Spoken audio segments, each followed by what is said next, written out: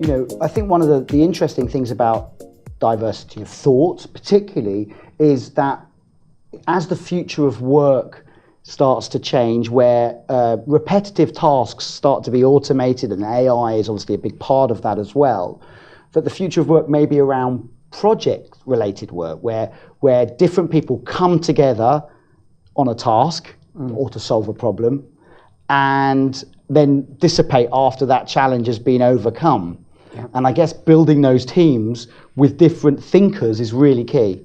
Yeah, and also just different ways of working. So, you know, the gig economy, tapping into the gig economy for your future workforce, using people remotely rather than expecting them to be sat in your office at regular hours of the week.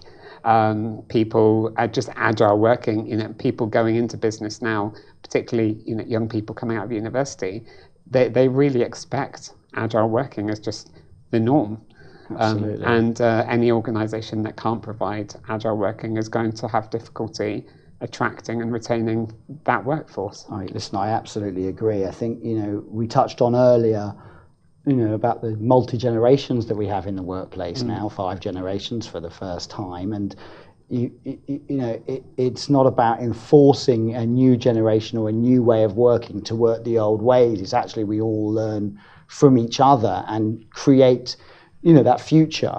I think one of the things that interests me a little bit about diversity of thought in particular is that it almost seems to wanting to create conflict in a work environment, doesn't it? And I think, we're kind of instinctively, we shy away a little bit from conflict, but conflict is what they say, what people are saying, and Deloitte did a fantastic report about diversity of thought, was that actually that conflict is really good, but the challenge is managing conflict. Yeah, I think what people are afraid to talk about with diversity is that it can bring conflict.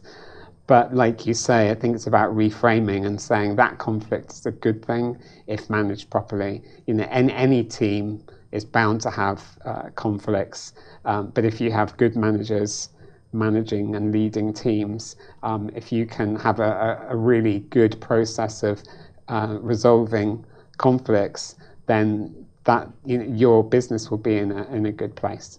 But the benefits of having diversity of thought just far outweigh the conflicts that you're likely to experience on any team. Sure, and that's really interesting. And I guess, what is healthy conflict? When we take it as human beings, we naturally, like I said, shy away. But actually, if we make it a non-personal and it's very task-focused, there's a lot to be said, of the overconfidence of subject matter experts as well. Yeah. And because there's a lack of confidence, we naturally, this person's a subject matter expert, therefore what they say is gospel.